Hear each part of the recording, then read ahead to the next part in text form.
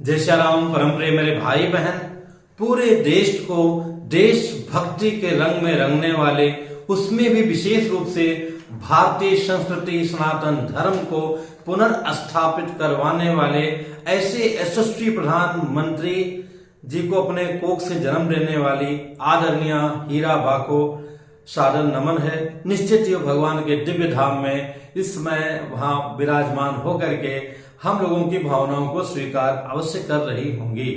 पूरे देश को ऐसा लगा जैसे उनकी अपनी माँ गई हैं। जब भी हमारा ऐसा प्रेम होता है अपनी माता जी के प्रति अथवा पिताजी के प्रति, तब हर व्यक्ति को उस प्रेम का दर्शन मिलता है। और ये हर एक संतान को चाहिए कि अपनी माता पिता के प्रति निश्चित रूप से पूर्ण समर्पण भाव से उनकी सेवा उनके जीते जी करना चाहिए, और बाद में यथासंभव जो हो सकता है वो हर व्यक्ति करता ही है।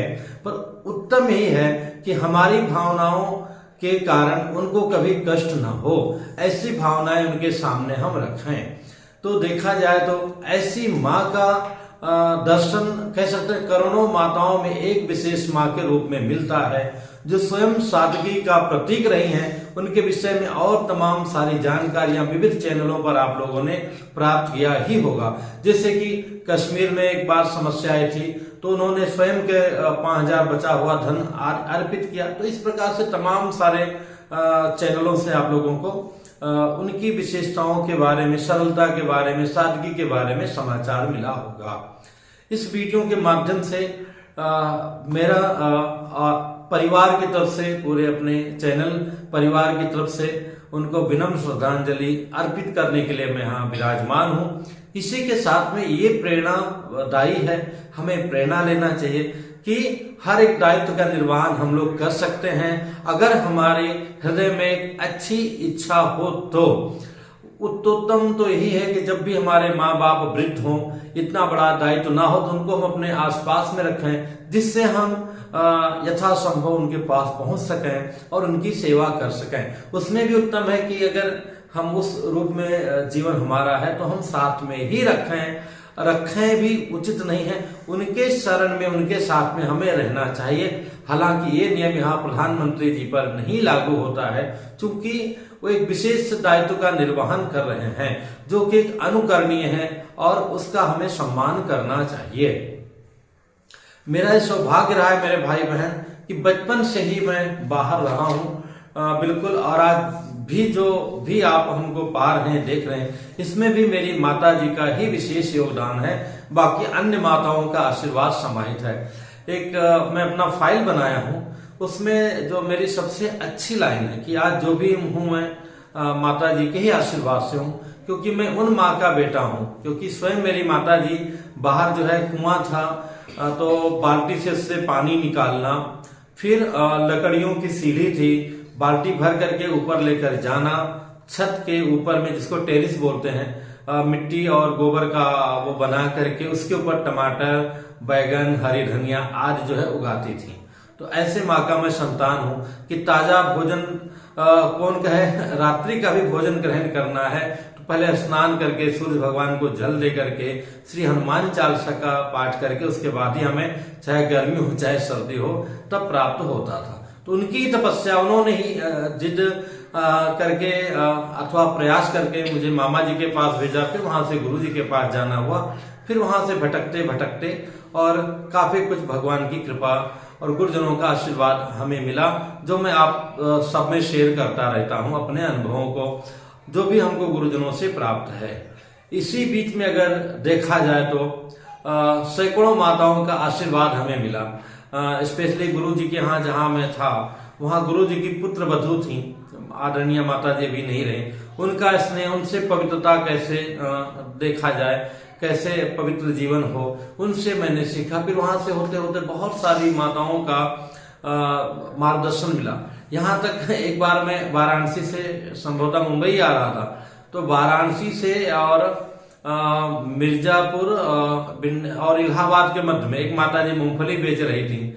उनसे ऐसा लगाव हो गया, नंबर ले लिया, तो पूरा उनका भी आशीर्वाद मिलने लगा। रियुआ में गया था, हिमाचल में था, दिल्ली में था, इसके बाद में यहाँ मुंबई में उधर भी गया था, आसाम में भी गया था, बंगाल में गया था, जहां जहां गया वहां एक एक अलग अलग माताओं का आशीर्वाद प्राप्त हुआ।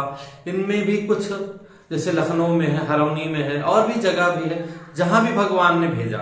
यहाँ तक हमारी जो बहन की सासू माँ है, हमारी सासू माँ है, सबका जो है आशीर्वाद हमें भरपूर मिला है। और उन्हीं सभी के आशीर्वाद से आज जो भी मैं हूँ, जैसा हूँ, उन सबके ही आशीर्वाद का ये प्रतिफल है।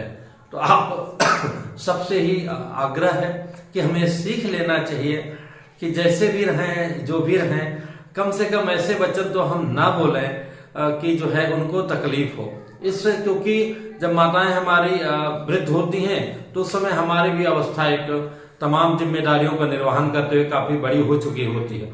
ऐसे में हम एक बार तो युवावस्था में और एक बार जो है प्रौढ़ावस्था में माता पिता से बहुत अलग व्यवहार करना प्रारंभ कर देते हैं। उनकी बातों को हम इग्नोर करने को उनका है, बड़े जोर से उनको हम रिप्लाई देते हैं, जो कि अच्छा नहीं होता है।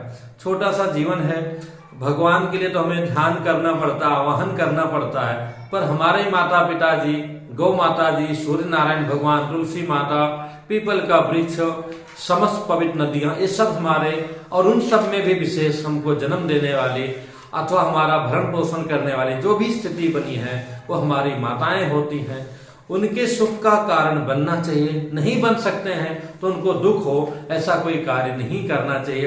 अभी विगत ही 10 दिन पहले ही राजस्थान प्रतापगढ़ जाना हुआ था। वहां भी हमारे मित्र की माता है जो उनसे कम आशीर्वाद हमें नहीं देती हैं। उनका साथ मिला, उसी के साथ में कई सारी मौसियों मामियों सबका साथ मिला, सबका आशीर्वाद मिला, हृदय गदगद है। पर आज की ये घटना देख करके, पर ये बहुत ही उत्तम एक जीवन का है कि देखिए यंग लोग भी कई बार महीनों अस्पताल में वेंटिलेटर पर पड़े रहते, कितना सारा संघर्ष करना पड़ता है।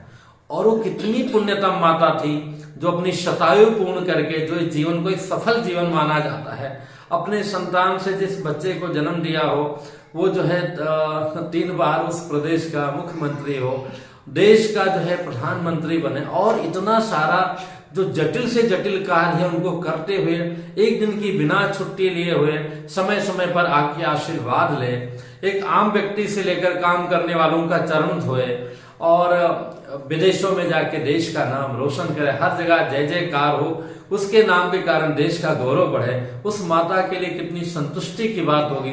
तो ऐसे उत्तमोत्तम जीवन, एक करोड़ों माताओं से भी अलग एक अति उत्तम जीवन जिसकी कल्पना की जाता है, वो भी हंसते खेलते इतनी सादगी में रहते उन्होंने जिया।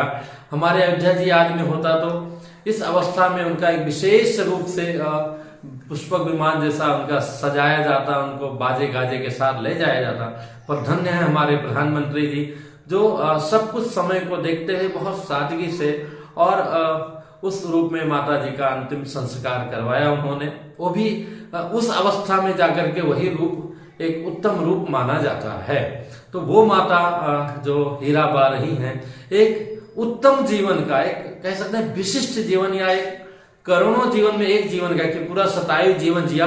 उनका पुत्र प्रधानमंत्री बना, वो भी हम लोग हटा दें तो उनके जीवन को देखें, जैसे सादगी में जैसे उनका जन्म हुआ, जो उनकी बारे में न्यूज चैनलों से हम लोगों ने जाना, कैसे कैसे उनके पिताजी का 3 विवाह हुआ, उनकी माता मरी, फिर दूसरी माताएं वो चली गई या मर गई, फिर तीसरी माता सब अपने भाई बहनों का पोषण करना, फिर कम उम्र में एक विधवा वैसा रूप पाना, उसके बाद भी संघर्ष करते करते और आज इस रूप में और स्वस्थ रहते हुए, पवित्र कार्य करते हुए, और एक बहुत अल्प समय अस्पताल में रह करके सुखद रूप में अपने प्राण का उन्होंने पलायन किया, भगवान के पलायन भगवान के चरणों के लिए, धाम के लिए किया।